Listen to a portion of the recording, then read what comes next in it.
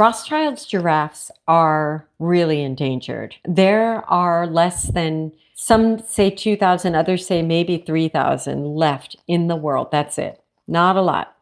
So there's a population of about 800 in Kenya, which is significant. And within Kenya, there were 10 giraffes stranded on an island. And what happened is they were actually out in this really remote part of Western Kenya on a peninsula. But then rains and rains and more rains started flooding this place. The rains have not stopped, and this peninsula became an island, and the giraffe got stranded on this island. And how do you get giraffe off an island? Well, they built a giraffe. So they say that as a joke, but that's what they call it. So they built this raft, and it was like a little mini Noah's Ark there. And they had to move one by one the giraffe onto these rafts and move them off. But that is not an easy feat. First of all, giraffes have incredibly strange anatomy, as you know. And it's not very easy to get them onto the giraffe. They had to sedate them. But even to sedate a giraffe is a really complex problem.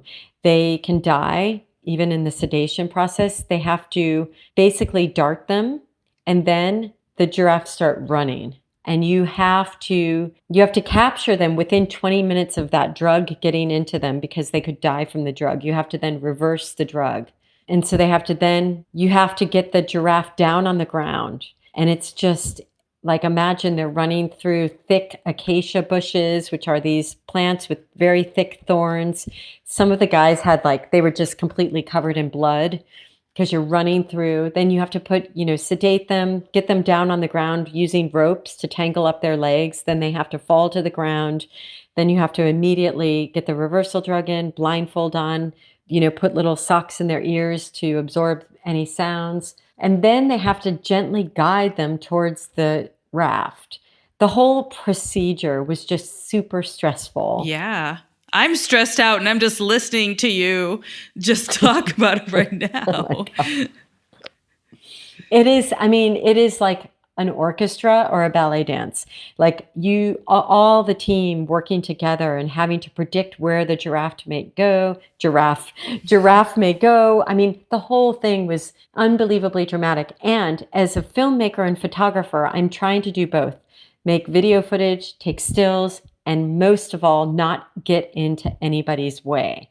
But the best pictures are if you're in front of everybody and in front of the giraffe, but then they're running towards you. And the whole thing was super intense. You've got tons of gear on you and running through acacia bushes. Somehow it all worked out. And then the funniest part was, once the giraffe is on the raft, there was this little red speedboat that literally looked like it belonged in, the Mediterranean on some, holiday makers. And this red speedboat is pulling this raft with a giraffe sticking his head out.